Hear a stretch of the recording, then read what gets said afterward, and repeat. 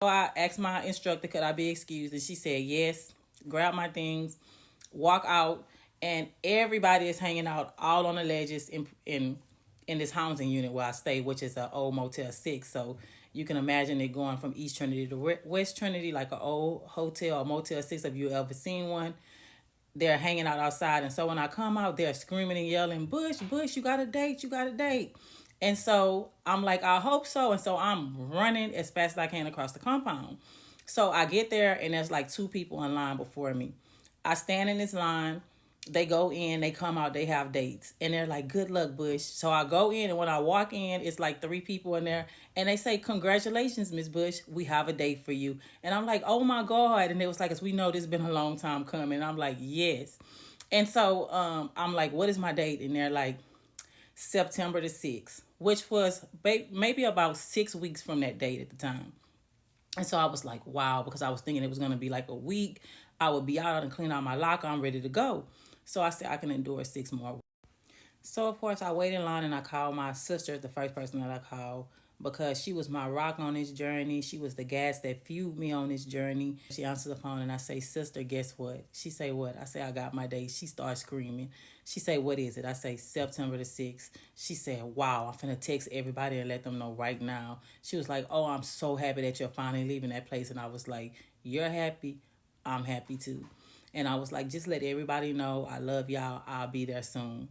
And so I left. I went to my room, and I remember I got on my bunk. I sat there, and it was like a breath of relief, knowing that, hey, I came in here, I came to prison, and I could not see the beginning from the end. But now I was nearing the end of this journey, and so I was so happy. And it was like a moment for me to sit there and just reflect back on everything. Like, was this even worth it? And for me, I often sit back and I question it, but at that moment I felt like, God knew exactly where I was at. He kept me in perfect peace, and I think I was leaving better than what I came in there. And so at that point, I was just happy.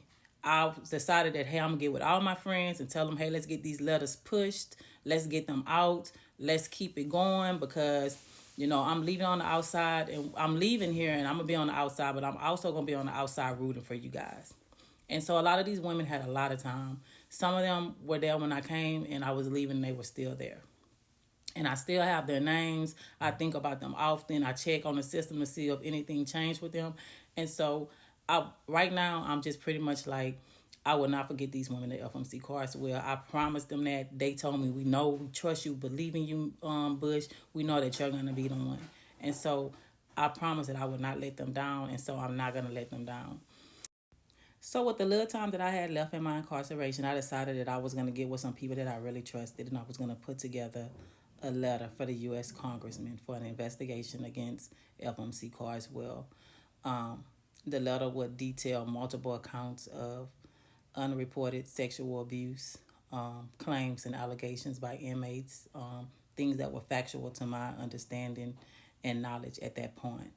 And so I got with one of the really good ladies at FMC Carswell who had worked for a legal team before, and she was going to be the person that was going to type this up. The only job I had was to write everything, have the dates together, and have the information.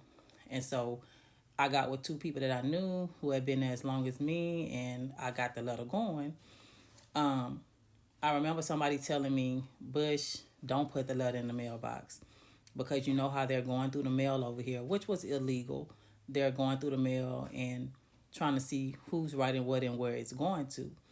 And so I decided that upon my release that I would stop somewhere and drop this envelope with important information in it to our U.S. Congressman in Fort Worth, Mr. Mark Veazey at this time.